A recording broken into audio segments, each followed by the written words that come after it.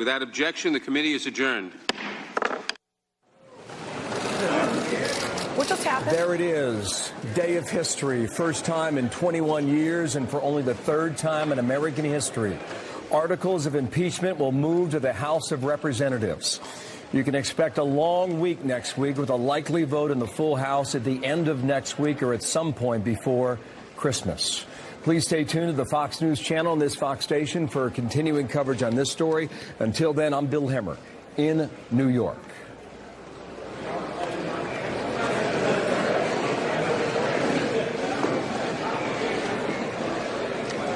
And now our coverage continues here on cable, and what you're watching is something we rarely see in American government. The House of Representatives moving two articles of impeachment against the president, one abuse of power and the other obstruction of Congress, both party line votes. 23-17 on Article 1, 23-17 on Article 2. A partisan vote as well for the first time in history. Our mission is not just to see that Trump is removed from office, but to eradicate Trumpism altogether from American politics. Protests in favor of impeaching President Trump were held all over the country tonight. We know from watching the impeachment proceedings, we got him. He did it. Trump extorted Ukraine. Bribery is literally listed in the Constitution as a high crime that warrants impeachment and removal. We can't stand by and allow a proven criminal to occupy the White House anymore. That's our house, not his. He works for us. We cannot relent our public pressure. In fact, we have to elevate it. 2020 is going to be a year that defines our collective future. There's a battle coming for the soul of America. Seeing all of you, democracy warriors, out here tonight gives me hope. We have the people. We are the patriots defending America, and we will prevail. He did something wrong. He has to pay for it, period. A crime against our Constitution. I feel that in my bones, and I will stick to that, regardless of what it does to me politically. Do you solemnly swear that you will support and defend the Constitution of the United States against all enemies, foreign and domestic? So help you God. I do. This land is your land. This land is my land. From California to the New York Island. From the Redwood Forest to the Gulf Stream waters. This land was made for you and me.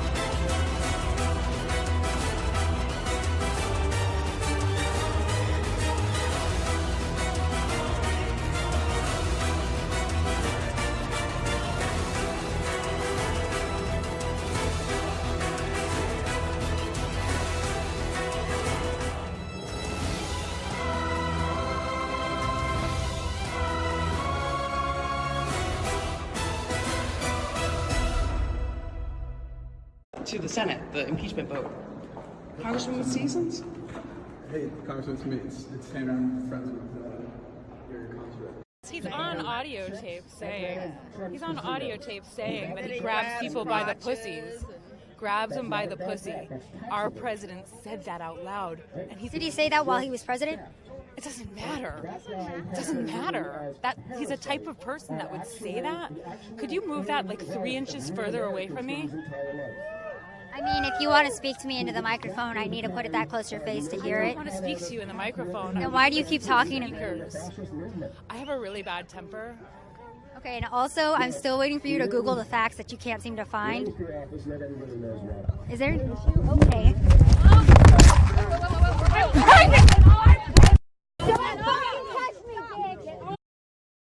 One person who isn't with us physically in this room, but I know is present. was present all day for the deliberations. Our chair of the Gov Reform, our Oversight Committee chair, our North Star, Elijah Cummings. He said, when the history books are written about this tumultuous era, I want them to show that I was among those in the House of Representatives who stood up to lawlessness and tyranny. He also said, somewhat presciently, when we're dancing with the angels, the question will be, what did you do to make sure we kept our democracy intact? We did all we could, Elijah. We passed the 2 articles of impeachment. The president is impeached. Well, my reaction is it's a really sad day. I mean, frankly, I'm bummed out about the fact that this has happened. And then I looked at the fact that there wasn't one Republican that crossed over. I mean, it's just astounding. It was just almost a straight party line vote with a couple Democrats saying they weren't going to vote for it, but basically strict party line, which really shows us where the country is today. I mean, we're so divided. And Don, it's really troubling for us. And it's just what can I say? It's just we're not in a great place in America. And perhaps at the end we'll see what happens in the Senate, but then we're going to have an election, and hopefully when that's over, we can begin to get our act together. Because, dear Ellie and James, this is a moment that you will read about in your history books. Today, I will vote to impeach the President of the United States. And I want you to know why. He broke our laws. He threatened our security. He abused the highest, most sacred office in our land. I want you to know that it does not feel good. I can't stop thinking about the cost to our country. Not just the impeachable offenses, but the collateral damage of a president who uses power like a weapon against his own people, erodes our decency, degrades our dignity. I don't yet know how they will tell the story of this era, but I want to tell you the story of this day. Let the record show that today, justice won, that we did our job, that we kept our word, that we stood our sacred ground. Let the record show that we did not let you down. I love you. Listen to Mom. Gentlemen's I'll be home time's soon. expired. So for the 3rd time in American history, the House of Representatives has voted to impeach the president. It was one of the thinnest, fastest, most evidence-free cases of impeachment in our long history. I voted against it, of course.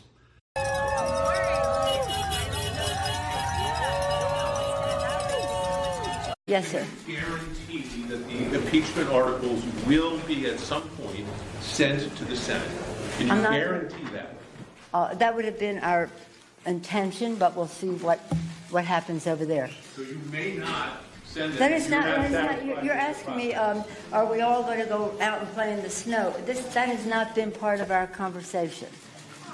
That has not been part of our conversation.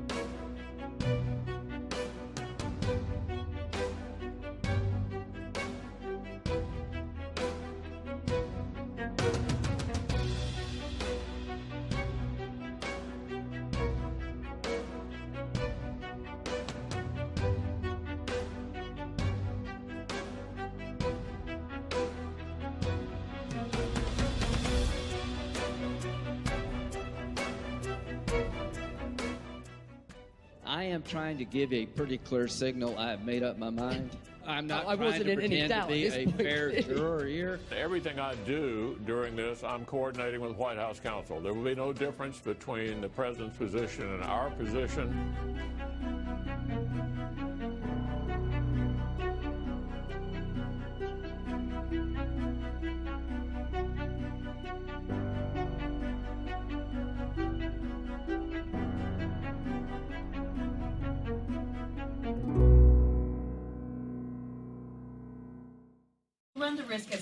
Republicans have said of looking like you're playing games with impeachment if you hold on to these articles for too long? I said what I was going to say, Nancy. When we bring the bill, which is, just so you know, there's a bill made in order by the Rules Committee that we can call up at any time in order to send it over to the Senate and to have the provisions in there to pay for the impeachment, and then the next step, the whatever you want to call it, the trial. That is where you put the managers. I was not prepared to put the managers in that bill yet because we don't know the arena that we are in. Frankly, I don't care what the Republicans say. Any other questions? Not on this subject. I've said this is it. I honored Nancy. It is my adult son, Ian Schakowsky, whom I will always credit for my decision last June to support an impeachment inquiry. It had never been my goal to impeach a president, but Ian made such a compelling case. He reminded me of the oath I have taken 11 times now to support and defend the Constitution of the United States. He said, "Mom, this is not about politics. This is not about party." And pushing back against my arguments, he said, "This has nothing to do with the final outcome. It's about doing the right thing, even if others don't." He made me see that it was about my legacy, my modest place in history. I want to thank you, my son, for helping me do the right thing today, to vote to impeach the President of the United States, Donald Trump, because no American is above the law. And I yield back. Gentleman from Georgia. Thank you, Madam Speaker. I also would like to remind the gentleman from California, Mr. Sondland. Oh, my hands are getting cold. These gloves are not helping.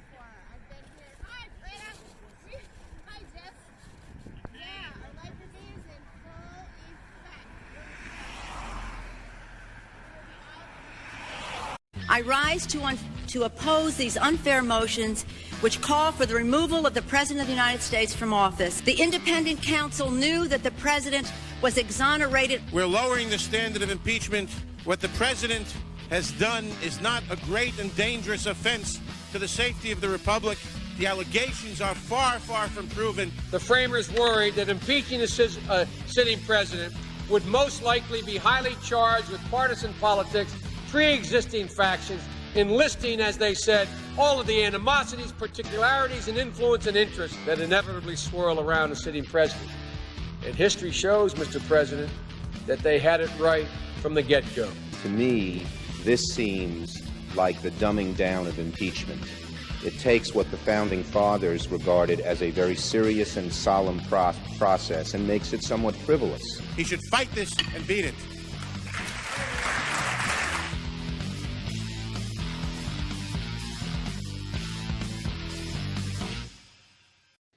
Thank you, Madam Speaker. I rise today in support of these articles of impeachment.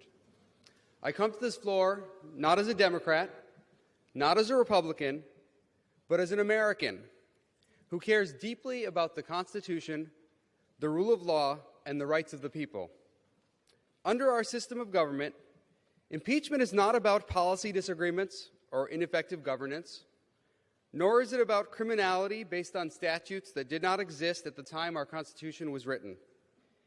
Impeachment is about maintaining the integrity of the office of the presidency and ensuring that executive power is directed toward proper ends in accordance with the law. The Constitution grants the House the sole power of impeachment and the Senate the sole power to try all impeachments. We in the House are empowered to charge impeachable conduct. The Constitution describes such conduct as high crimes and misdemeanors, but because it pertains to high office and relates to the misuse of that office. We need not rely on any other branch or body to endorse our determinations.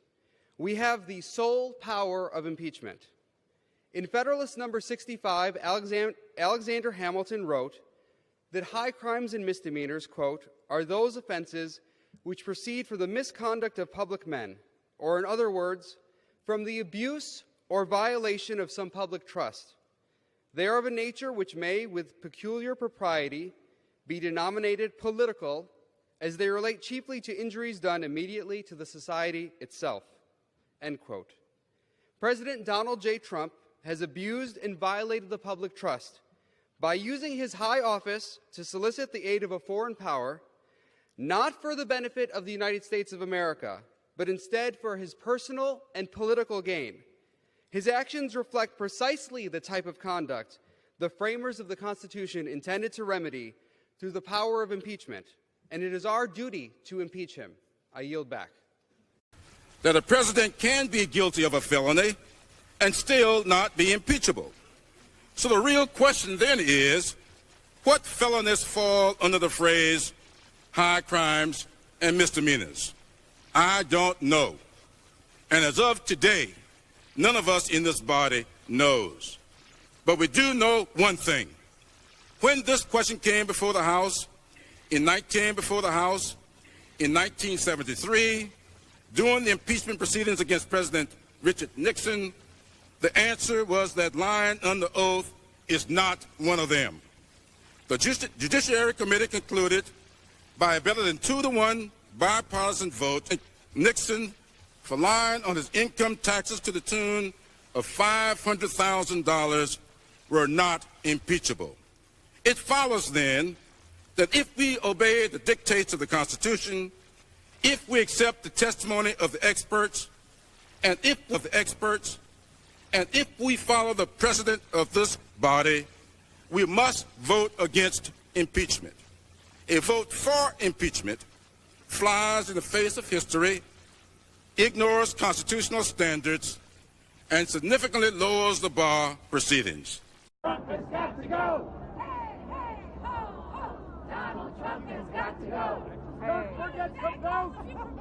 Where are the young... Madam Speaker, I want to thank the gentleman for yielding.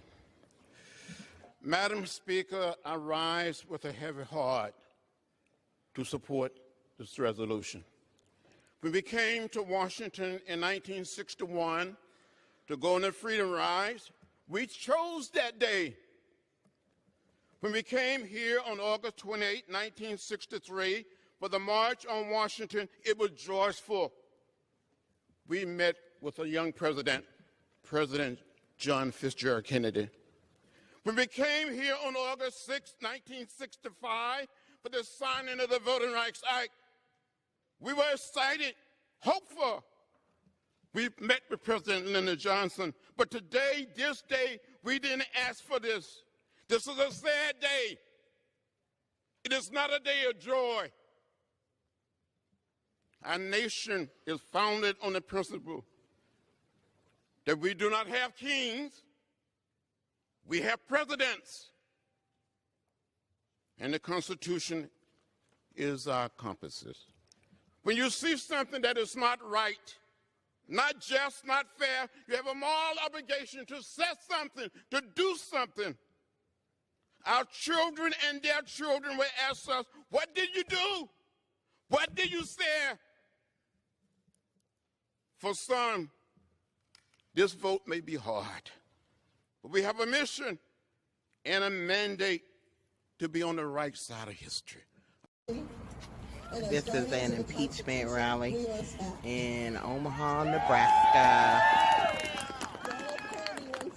Let every nation know, whether it wishes us well or ill, that we will pay any price, bear any burden, meet any hardship, support any friend, oppose any foe, in order to assure the survival and success of liberty. We are here because we commit to be brave. We are here to remind our representatives that they represent us. Our representatives took an oath of office to support and defend the Constitution of the United States against all enemies, foreign and domestic. We are here to tell our representatives that we expect them to honor their oath of office.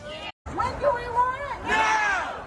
When do we want it? Impeachment! And when do we want it? Now! And if we don't get it, shut it down! If we don't get it, shut it down! If we don't get it, shut it down! If we don't get it, shut it down!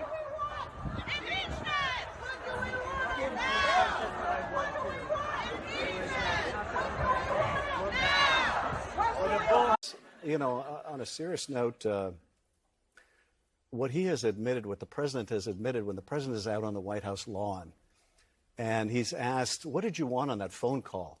When the president, in his own words, asked for this favor, the Ukraine president brings up, we need more military help. And the president said, but I have a favor, though. What did you want him to do? And the president says, well, if we're being honest about it, as a simple answer, he should investigate the Bidens. And it was interesting because he was asked about what did you want at the time, but his answer was what he wants right now. He still wants an investigation of the Bidens, and if not by Ukraine, then by China. And this was why we felt an imperative to move forward with the articles of impeachment that we did, because the threat is ongoing. The plot has never stopped. His efforts to get foreign countries to help him cheat in the next election are a continuing threat to our democracy. But he continues, and his lawyer continues, to make the case for his own removal. Ho, ho, ho, ho. Trump's about to get impeached. Oh, come on, put your hands together. All you got to do is bring the back. Oh, and you can take Trump. Oh, no. Tell them what they need to do. Impeach him. You got to. We need to. Y'all need to. Tell you what else you can do. You can get out too. You can take my pen. He can get out too. You can take both of them. Don't do nothing anyway. Wow, we all did. Let's hold up space. Tell you what you need to do. Bring the back. You can take my ass. And you can take Trump. Oh, no. You would leave the White House. We wish you would leave the White House. We wish you would leave the White House sometime by New Year. Removal and indictment sometime by New Year. We won't go until you get out. We won't go until you get out. We won't go until you get out. So get out right now. Woo! Do your job. Do your job. Do your job. Do your job. Do your job. Do your job. Do your job. Our country's founders created impeachment so that no president could place themselves above the law, a crucial constitutional check of power that ensures our country's security and values are protected against corruption and foreign influence in our elections. As I've weighed this solemn decision, I've listened to our community, examined important testimony and evidence, and studied the drafted articles. The president has demonstrated a pattern of corrupt behavior and abused his power for his own personal political gain when he pressured foreign leaders to conduct investigations against political rivals, jeopardizing our country's national security and the integrity of our elections. The testimony and evidence put forth led me to a clear conclusion. In order to uphold my sworn oath, I must vote to protect the Constitution and will vote in support of the articles of impeachment. Members who will be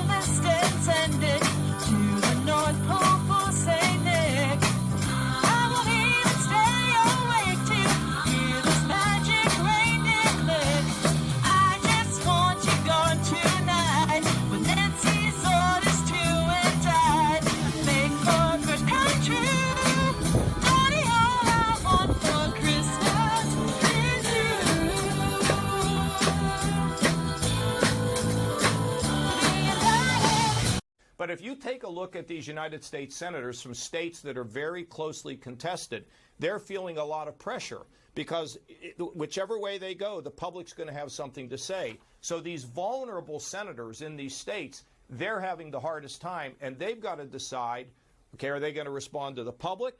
Or are they going to respond to the party? Or does their conscience dictate what they're going to do? Well, People which like is your Mitt Romney. advice? Which is your Mitt advice gonna on do? this? Oh, my advice is always to follow your conscience. I mean, there's the realities of party, there's the realities of public, but at the end, you've got to do what you think is right, because that's how you have a legacy. So, you know, here I was trying to balance the federal budget, and I had everybody in the world yelling and screaming at me, but at the end, I thought it was right, and so I pursued it.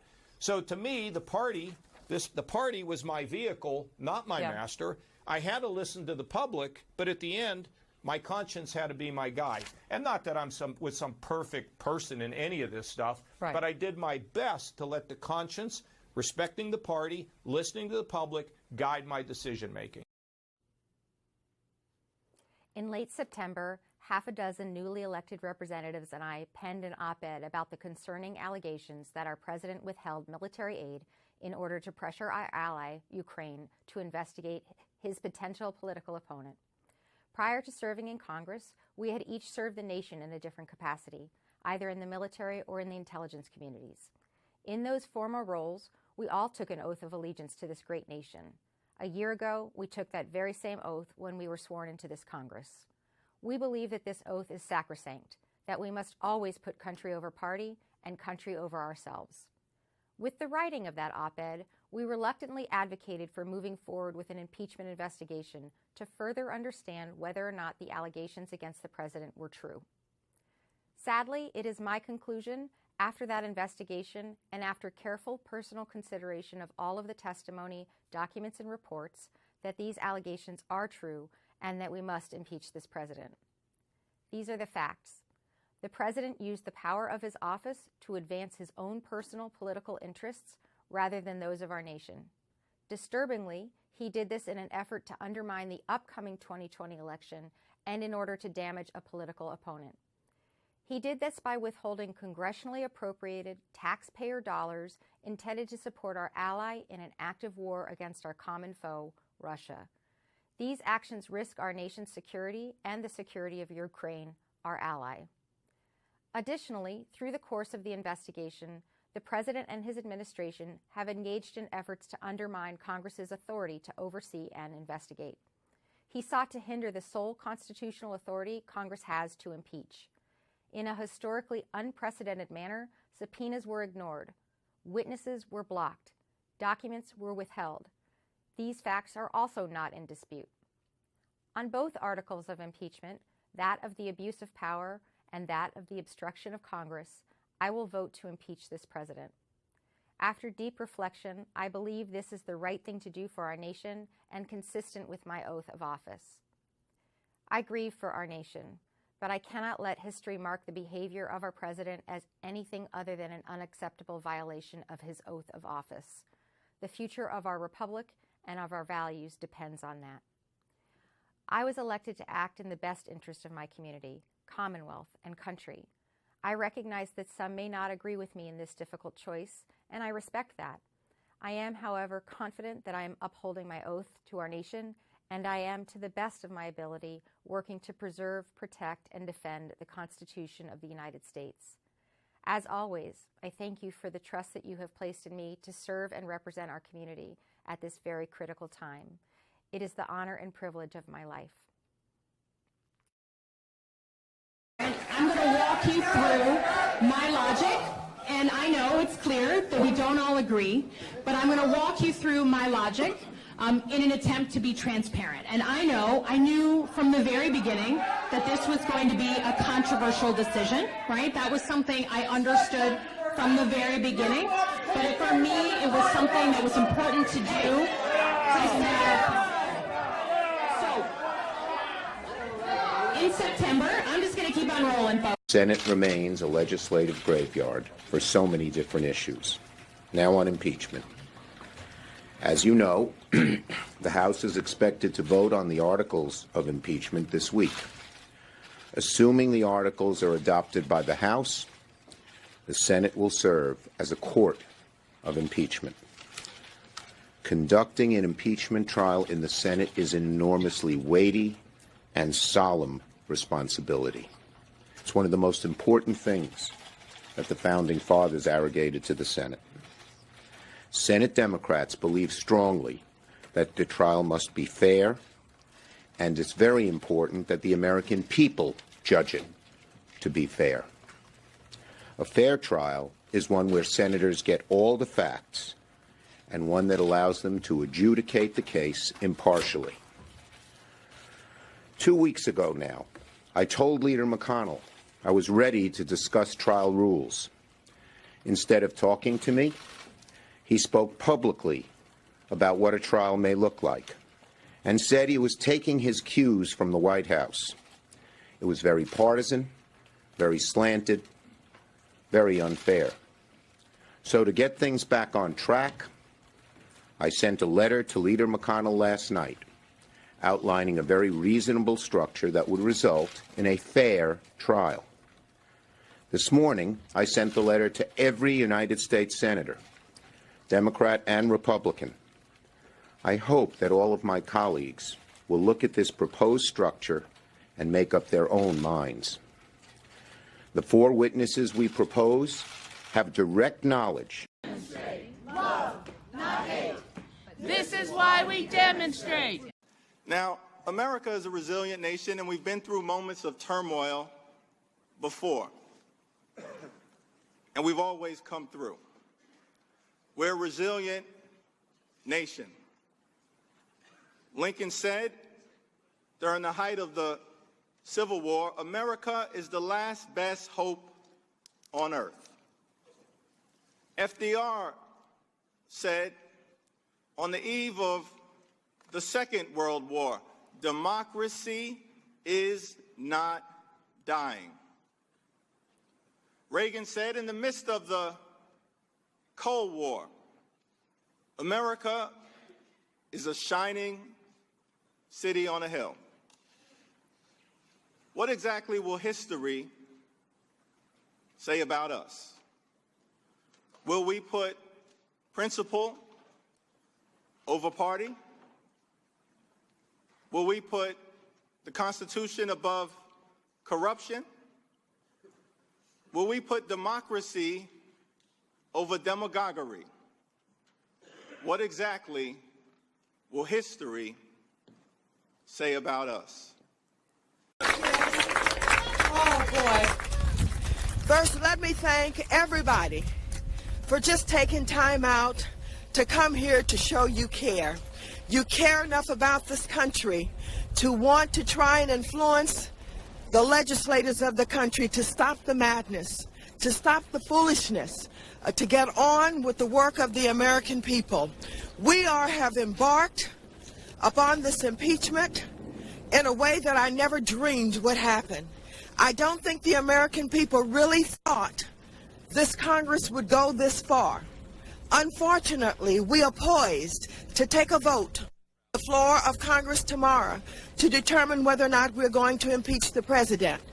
At the same time that we do this, we find that our inspectors have been called out of Iraq.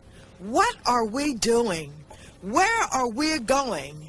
Is the hatred of the president so big by those who dislike him that they would dare try to proceed on this impeachment without understanding the disruption to this country and to this nation?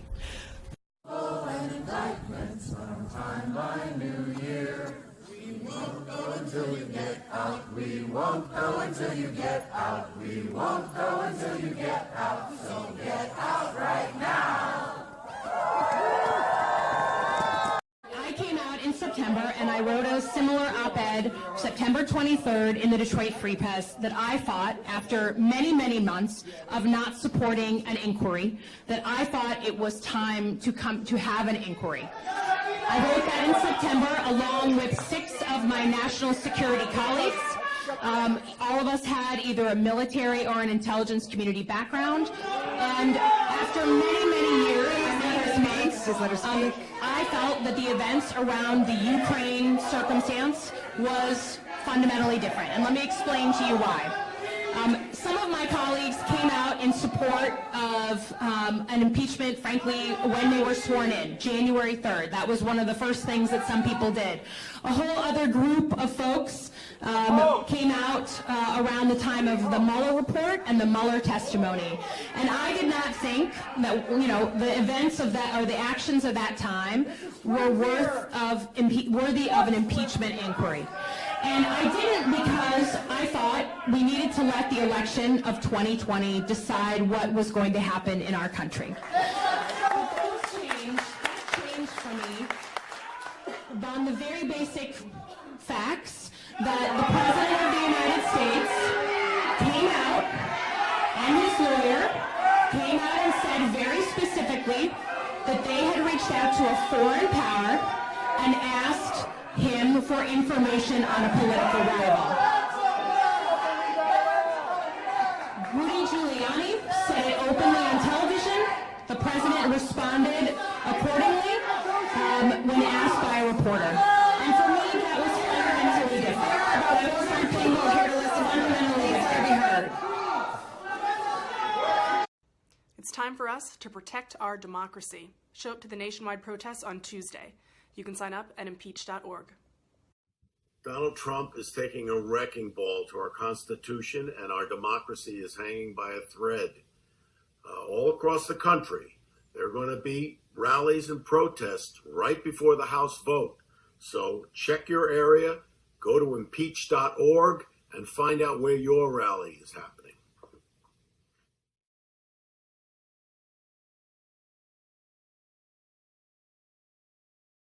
December, since your election, since the election of 2018, has been concentrated on impeach President Trump.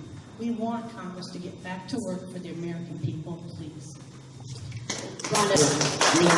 But he is a duly elected president, and I feel it is not your responsibility to take somebody that was duly elected out of office. Let me do that.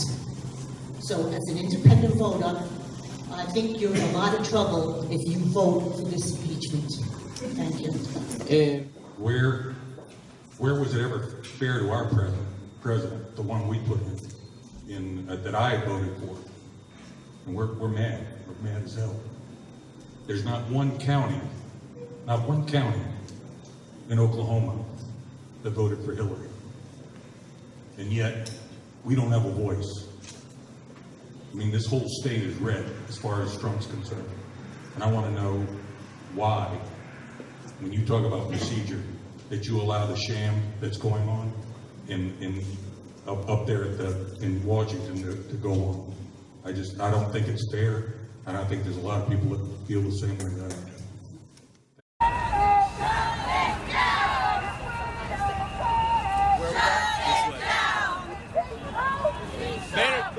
This way. Impeach Trump! Impeach Trump! Has a good aspect to it. God wouldn't permit there to exist in the world something which didn't have some silver lining in it. So I always look for the silver lining. Sometimes they're very hard to find. If, God forbid, this goes to trial in the Senate, the silver lining may be that with a trial in the Senate, we may be able to find out who started this coup d'etat, who paid for it.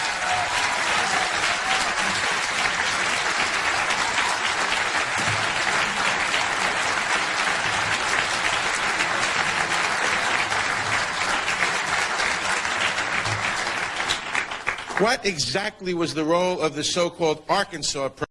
When I was just 16 years old, I came to this country by myself. My parents made the ultimate sacrifice of placing an ocean between them and their beloved child because they believed that America was worth it. 2 decades later, I raised my hand and I swore my oath to country and to Constitution for the first time when I became an American citizen of the greatest nation on this earth. For naturalized citizens like me, being an American is a conscious choice and a granted privilege, a dream we chase across deserts and seas to join the larger American story, one of generations overcoming every challenge and every obstacle because America is worth it. Why? What's so different about this shining city upon a hill? It is 3 words: we the people. America is a bold vision rooted in a fragile idea of a democracy in which power is derived not from the bloodlines of monarchs, but from the votes of people. Ours is a nation of imagination and faith, all of us engaged in this great experiment of democracy. We take our power and collectively, through our elections, we entrust it. He looked weak. Well, I tell you, that brings to mind the picture of President Trump and President Zelensky meeting in New York in September at the UN. And a big chair for President Trump, little chair for President Zelensky, big 6'4" President Trump, 5'11" Mr. Zelensky, President Zelensky, and they're standing there, and President Trump is holding court, and he says, "Oh, by the way, no pressure." And you saw President Zelensky shaking his head as if his daughter was downstairs in the basement, duct taped. I mean, there's an imbalance of power in that relationship. It always has been. And there's no way that the nation of Ukraine can stand up to the power of the United States of America. And President Trump used that unequal bargaining position. He leveraged